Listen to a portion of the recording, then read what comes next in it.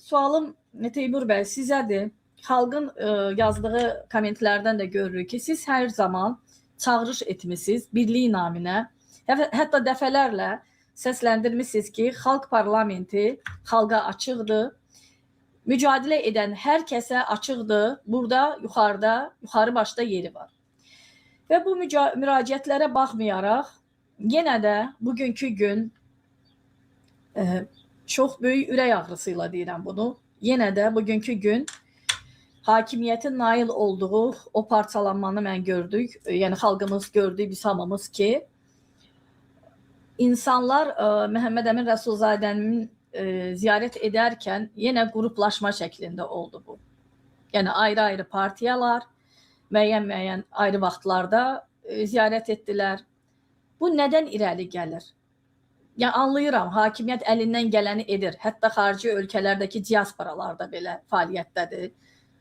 Amma mücadilə edən insanlar eyni yolda mücadilə edirlərsə, nədən birləşmirlər? Bu bir faciədir, dəyərli Sevinç xanım.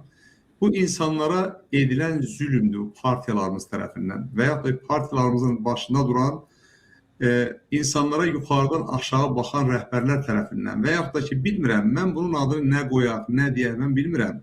Çünki niyə, məsələn, bizim bu partiyalar rəhbərləri bilmirlərmi ki, bərabər getmək daha faydalıdır? Niyə ayrı-ayrı gedirlər? Niyə ayrı-ayrı məcbur edən insanları getsin?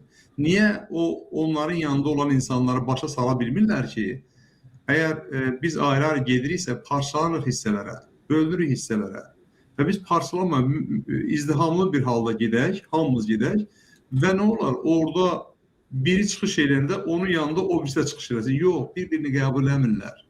Və buna nail olmaq üçün hakimiyyət 30 il mübarizə apardı. 33 il daha doğrusu mübarizə apardı. Məhz buna nail olmaq üçün və bunlar da, yəni xalqın üzdə gedənləridir. Bunlar da istər-istəməz o yoğurub, xəmiri yoğuran kimi, yoğurub istədiyi formaya salan kimi hakimiyyət Azərbaycan müxalifəti istədiyi formaya sala bilib təəssüflə.